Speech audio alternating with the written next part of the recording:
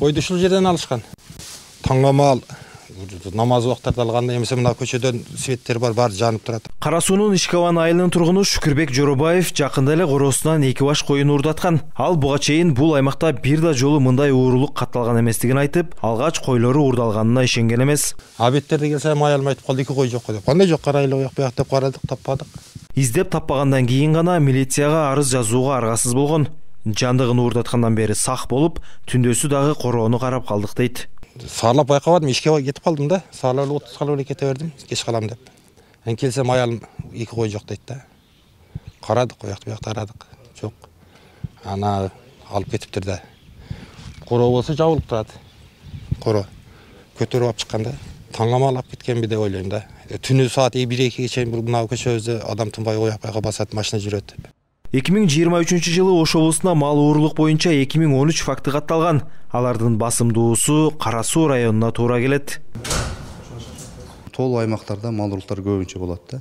Анан мал уурулуктун ошо болушунун бирден бир себеби ошо убагында жайлоого айдап коюп туруп, убагында артынан карап түшпөй, карабай, бир жума, бир ай деген убакытта чыгып карап, анан жок болгондон кийин уже бир убакыт өтүп кеткенден кийин келип кайрылышып калган учурлар бизге кылмыштын бетин ачууга оорураак болот да. Кара Суу районунда 2023 жылдын 12 айында 31 мал уурулук катталган, анын 27синин бети ачылган. Бүгүнкү күндө 4 кылмыштын бети ачылбай турат. Өлкө башчысы мал уурулукту болтурбоо жана анын деңгээлин төмөндөтүү максатында кылмыш жаза кодексине өзгөртүүлөрдү киргизүү боюнча мыйзамга кол койду. Анда 205 уурдоо беренесине мал уурулук кошулган. Мында келтирилген чыгымга жараша коомдук жумуштарга тартылуудан баштап 12 жылга чейин эркинен ажыратуу каралган. Мурда уурдоо беренеси боюнча чогуу каралып келген болсо, эми мал уурдоо беренеси өзүнчө берене катары каралды да. Бунда мал уурулуктун ушу оордугуна жараша жаза катаалданды да. Мал уурулуктар көбүнчө ушул кээде коңшу өлкөлөргө алып барып саткандар болот. Башка бир базардан башка райондун базарына алып барып саткан учурлар бар. Андан сырткары тамактануучу жайларга, ашканаларга союп өткөрүп берген учурлар бар да.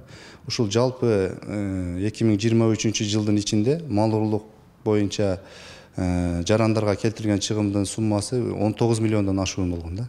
Эске салсак, аталган мыйзам Жогорку Кеңеш тарабынан өткөн жылдын 13 декабрында кабыл алынган. Өлкө башчысы 27 январда кол койду. Сыймык Марат уулу, Мунар Арзыбек уулу, ЛТР, Ош облусу.